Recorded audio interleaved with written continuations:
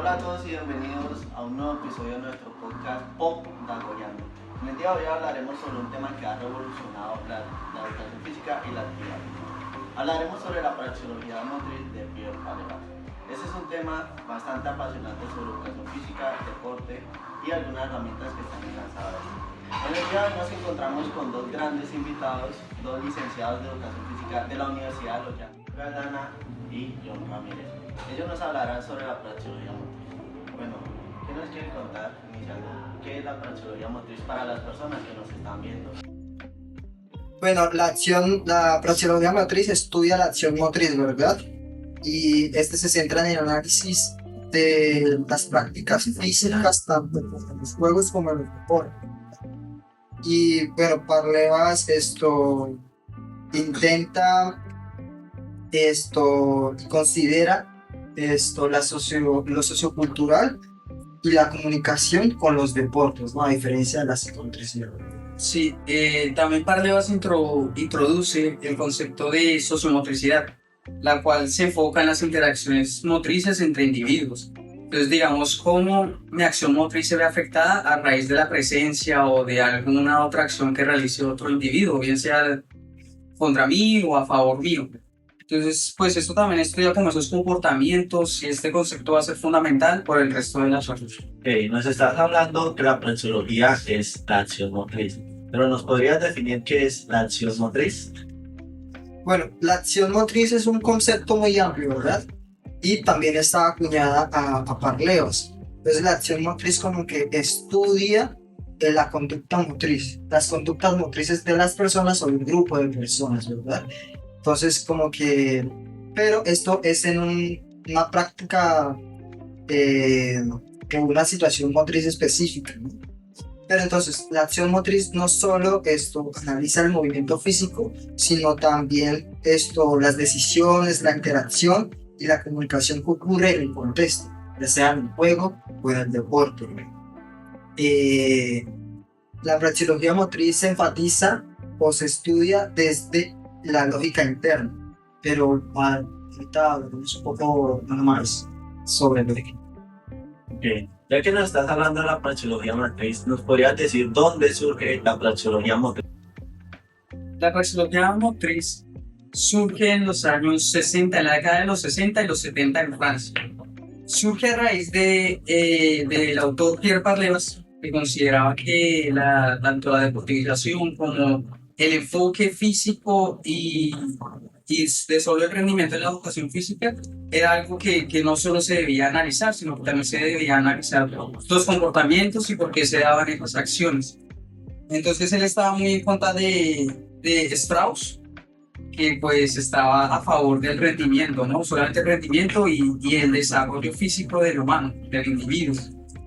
Entonces, básicamente lo que quería Parlevas era que se incluyera la sociedad, la comunicación y cómo a raíz de esto surgían ciertos aspectos físicos, ciertos aspectos mentales y ciertos movimientos y acciones a realizar. Sí, precisamente esto lo hacía Parribas desde la lógica interna, como te decía ahorita. Y es decir, la lógica interna. ¿Qué es la lógica interna? La lógica interna son las reglas, los objetivos que el juego o el deporte tiene. ¿Qué hace que el fútbol sea fútbol? Entonces, eso es la lógica interna. El balón, cierto tipo de balón hace que el fútbol sea fútbol. ¿Dónde se juega? ¿Cómo se juega? ¿Y cuáles son las reglas de este juego?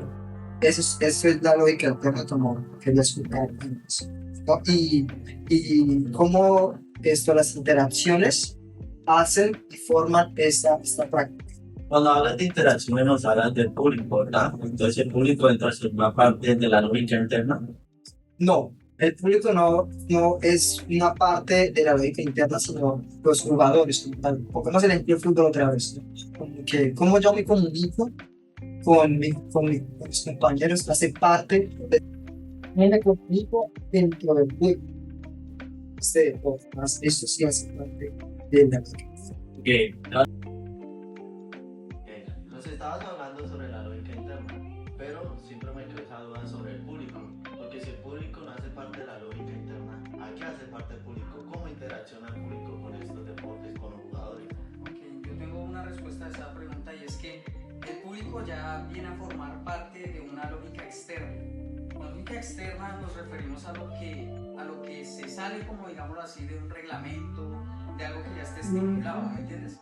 Entonces, digamos, otro ejemplo de lógica externa puede ser el clima que haga en la ciudad en el que se va a practicar el deporte o en el que se va a realizar el juego. Entonces son cosas que uno no puede, digamos, controlar, por decir así, son cosas que afectan al juego pero no están incluidas en sus reglas o en su normativa, por decirlo así.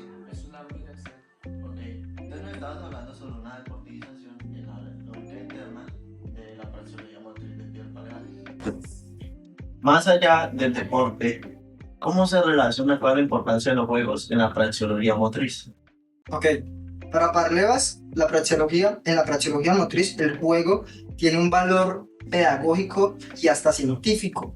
Y Parlevas dice que el juego es fundamental, ¿no? Porque los juegos no solo proponen como una preparación para el deporte, sino también tienen un valor en sí mismo social, ¿no? Porque pues los juegos tienen esta vaina per se, que es de comunicación, de comunicarse.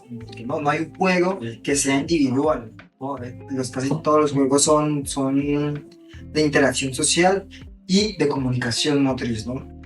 A través de los juegos los individuos también pueden experimentar una variedad de situaciones que implican la cooperación. Entonces, como que en la praxeología motriz,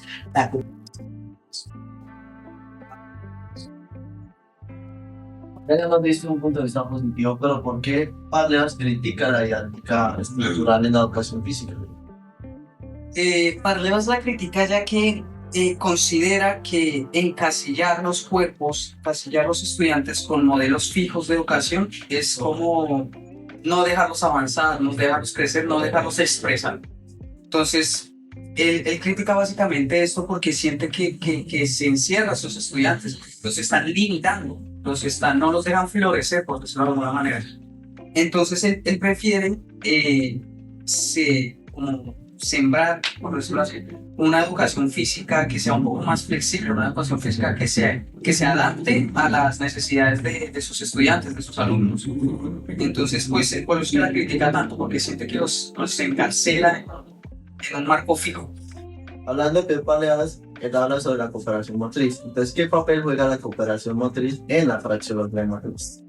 Pero según Parlevas, la cooperación motriz es esencial para fomentar la solidaridad y el trabajo en equipo, ¿verdad? Porque la cooperación motriz como que también separa al individuo y lo une, ¿no? Como que deja al individuo a un lado y te conecta con el otro, ¿no? Como que te ayuda a conectarte con el otro, sobre cómo piensa el otro y sobre la idea que tiene el otro a realizar, ¿no? Entonces, este individualismo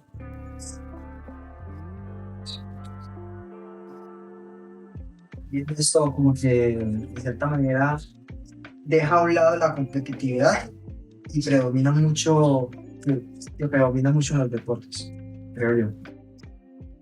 Ya yendo como una conclusión, te quería hacer la siguiente pregunta. ¿Cómo se relaciona esta praxeología motriz con la educación física, sabiendo que se debe repensar esta educación física? Sí, claro, lo de repensarlo lo quiero resaltar. ¿Y que cómo se relaciona? Pues básicamente la praxeología motriz brinda una base científica a la educación física, alejándola de lo teórico y de lo deportivo. Pues esto para los educadores obviamente es importantísimo tenerlo en cuenta porque pues nos brinda otro tipo de herramientas, ¿no? Que nos permite generar y crear programas que sean capaces no solo de educar el cuerpo de una manera física, sino también de una manera cognitiva, emocional y social, ¿vale? Entonces, pues es importante tener esto en cuenta, ya que gracias a esto, pues podemos comunicarnos de una mejor manera entre equipo, entre personas, entre individuos, y así también resolver problemas, que creo que es una parte también que hay que tener en cuenta, ¿saben? Porque entre mejor comunicación tengamos, pues menos problemas vamos a tener. Sí, como dice el compañero, y es algo que a mí me gusta mucho de la praxeología motriz y que también me gustaría resaltar, y es que la praxeología motriz nos habla de la cooperación, ¿cierto? Entonces, y de separarnos de ese individualismo, como ya lo he dicho antes. Entonces, es algo que el mundo necesita fomentar, ¿no? La cooperación y el trabajo en equipo y esta relación humana que es muy importante, ¿no? La comunicación entre nosotros para crear mejores personas, mejor comunidad y nada, es lo que quiero decir. Ok, muchas gracias a nuestros invitados, Felipe Aldana y John Ramírez. Esperamos que les haya gustado este podcast y si quieren ver más, por favor, espero que nos apoyen.